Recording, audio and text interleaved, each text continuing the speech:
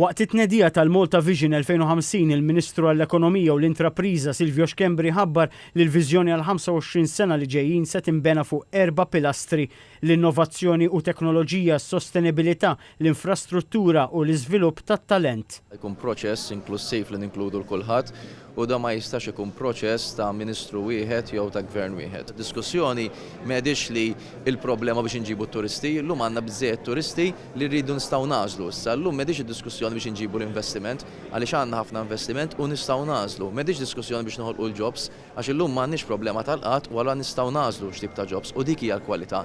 Illum nistgħu nagħmlu għaliex għandna l-pajjiż b'saħħtu finanzjarjament. Il-Ministru Xkembri qal li meta mqabbel mal-2012 Malta triplat il-ġid ekonomiku tagħha l-aktar minn 22 biljun euro elenka miżuri fosthom 356 miljun euro f'sussidja l-enerġija u 80 miljun fit-traħħis tal-kontijiet. Qal li fl-istess ħin ir-rata tad-dejn imqabbla mal-GDP naqset minn 70% għal 47%. Ara fi żdalja hemm sfidi fosthom it-tkabbir fil-popolazzjoni. Kwota stħarriġ fost in-negozji żgħar u medji li waqt li sostnew li l-ikbar problema nazzjonali hija żieda fil-popolazzjoni, fl-istess waqt qalu li waħda mill-akbar problemi li qed jiffaċċjaw hija nuqqas ta' ħiliet jew ħaddiema. Minn barra dawn semma sfidi fil-qasam edukattiv bi studenti jitilqu kmieni minn fuq il-bankijiet tal-iskola, it-traffiku u nuqqas ta' investiment fir-riċerka u l-innovazzjoni.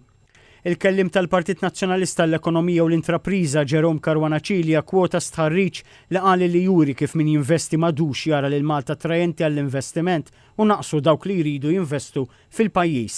Din il-viżjoni għandha tindirizza u toffri soluzzjonijiet fl-iktar punti saljenti li qegħdin jifnu l-problemi li ta' kuljum qegħdin jifnu liċ-ċittadini Maltin u Għawċin. Jekk hux il-kwistjoni ta' traffiku, jekk hux il-problemi kbar li hemm fil-kwistjoni tal-isptarijiet, anke fil-qasam edukattiv, jekk hux it-tniġġis, jekk hux is-settur ambjentali, il-problema tal-tuħ tad-dawl u dranaġġ. Dan kollu jdur mal-kwistjoni tal-overpopulation bla pjanar.